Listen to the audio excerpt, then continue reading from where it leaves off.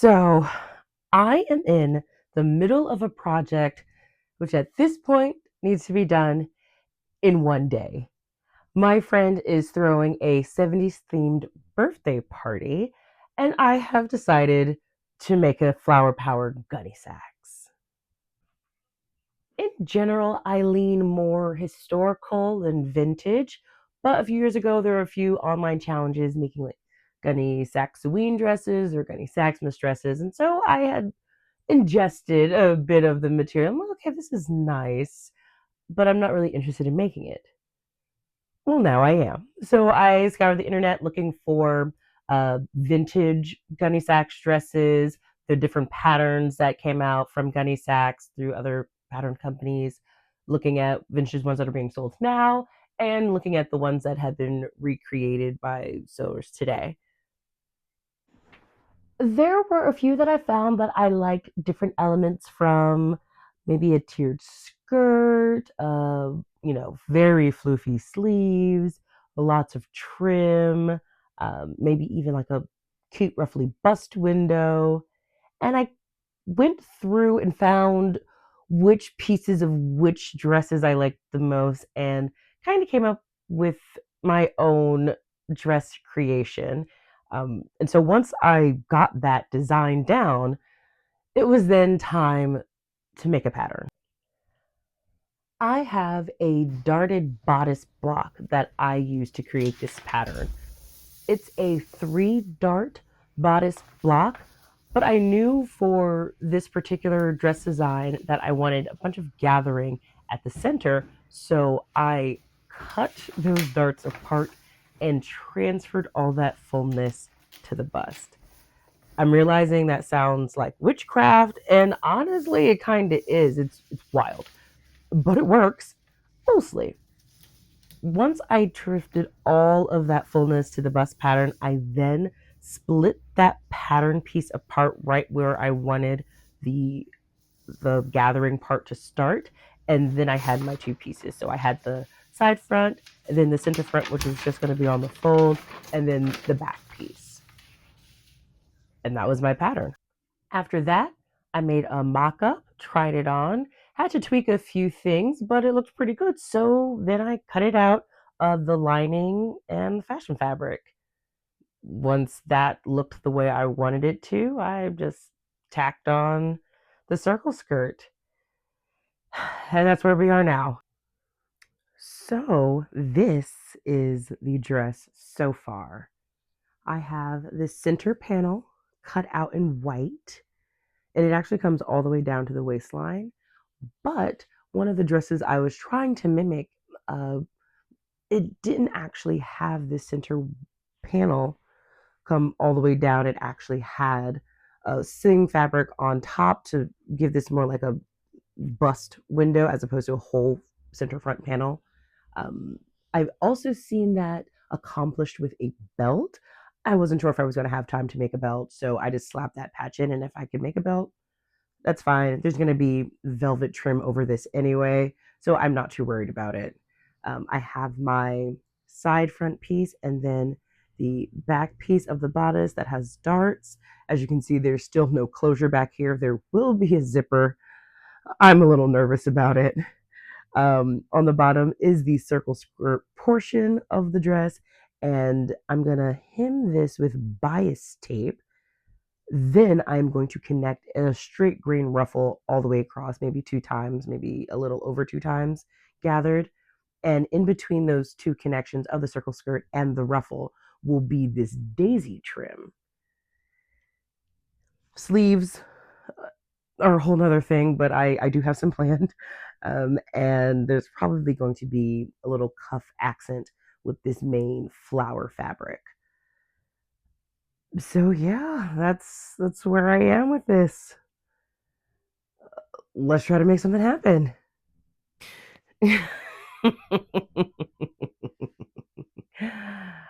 As you can see, I did not finish. Um, I wore it. I made it work, but she don't have sleeves. There are threads still hanging, zippers, but like She ain't done. She's not done. To mimic sleeves, I decided to just layer this over an Italian camicia I made a few years ago. It was good enough. The sleeves were poofy how I wanted, or at least looked, and so I'm gonna have to put those in. The trim also half done. So the daisy trim is actually complete. That is all done. I honestly really loved wearing this dress, but now that I'm looking at it not in a fever dream of speed sewing, I'm like, okay, yeah, that could have been fixed, that could have been fixed. But I had a great time. People loved my outfit. They're used to me coming to events with an outfit stapled together, so and they still love my shit, so I don't know. I originally wanted two layers of this trim, and so I wanted it double wide, and then I have another flower trim. It's even tinier that I kind of wanted to piece in between those to like give it an extra pop. And then I also wanted so much I wanted to do with this dress. Then I also kind of wanted to like do like a point situation. Can you see that? I don't know if it'll actually look cute, but I'm gonna try it, see what it looks like. Um, I guess since I haven't even touched a sleeve yet, I might try and futz around with the trim to see if I even like it. It's like this is okay. It didn't quite pop out the way I wanted you to, similar to that other Gunny Sax. I think it was the pink one, and that's okay. Um, but I want to see what my initial plan looks like. I might like this better. I don't know. So I think that's the first thing I'm gonna do, and then finish trimming off different threads that I neglected to find and do before the party. There are like little bits of gaps I just need to go over just because of the way I. Oh, also, none of the seams on the inside are done. Not a single one. Not a single one. And so this little bit right here was for me kind of how I decided to construct this. So I just need to go over that on both sides. And then trim all the stray threads everywhere. So, love a good pocket. So yeah, I think I'll start with trim. Once the trim is how I want it, we'll go to sleeves. So I am still working on putting the trim on, but I wanted to quickly show the construction of this dress. So I'm doing something similar to what you might find in some 18th century sewing for covering your side seams or sleeve seams. Honestly, that's where I've also seen it. I have one lining and two pieces of fashion fabric stitched together. I left one bit of the lining, it's still basted, but it's not actually sewn in that same seam. I'm going to flip this over and then cover all of that with this. And I'll probably go in by hand and just slip stitch it to the bit of seam allowance right here. Usually this is something you see on the outside of garments, and I guess you can do it hidden like this, but it's just a way to kind of tuck away those side seams. Just because I didn't really want to have to deal with it like this because these edges are so raw and I didn't want them exposed. I guess I could have serged it, but I don't know. I'm a slut for historical sewing, so this is what I'm gonna do. Okay, so I have sleeves on. I'll show you the reveal and we will talk about the rest later. Okay, bye.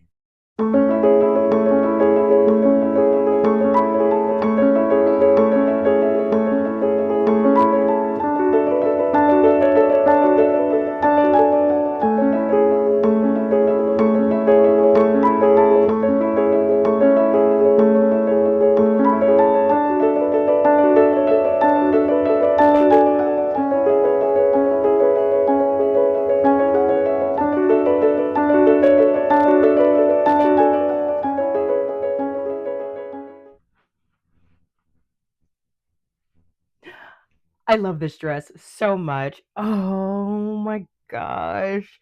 It's everything. Like, let me get my thoughts together. Sleeves. Let's talk about that first because I showed you nothing about how I did that. So I did the uh, 18th century gusset sleeve construction, just a rectangle as long as your arm and as wide as you want it poofy. Mine was practically a square because I wanted to give the idea of like a billowy bishop sleeve, but didn't want to put in the thought and work to get a bishop sleeve that fits this particular block. I will do that at some point. Maybe. I don't know. But I figured this was the quickest way I was going to get sleeves on this thing without using too much brain power because a sleeve gusset, I've done it enough times that my brain's got it. That's how I got all this floof. It's just because, instead of making this as tight as my arm is, just probably about as twice as wide as my bicep, I think, is kind of what that measurement was. And again, as long as my arm was. I actually went all the way to where I wanted the sleeve to stop with this length. And then because I knew I was going to have about a 2 inch, 2.5, 3, how much is this? A 2.5 inch cuff on it, I knew that that would give me enough space to let the sleeve actually poof out.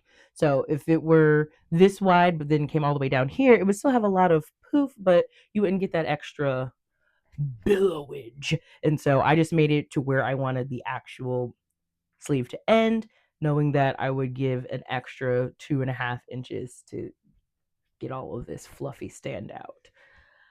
The trim is on. I decided to go with the double and with the point, and it was cute with just the gold, but adding the tinier, littler daisies into it was just so adorable.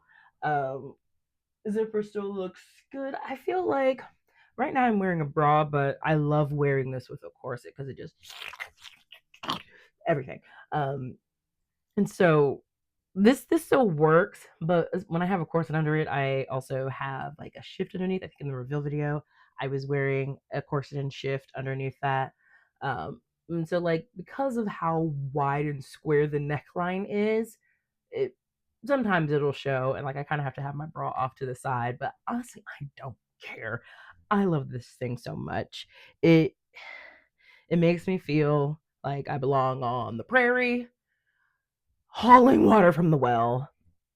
And I guess that's kind of what the Gunne Sax brand was going for. They wanted to have people feel that historical vibe aesthetic for, the new modern 70s woman. Because I think I don't know the history well enough to deep dive into this, but it was quite a departure from the stuff you were seeing in the late 60s.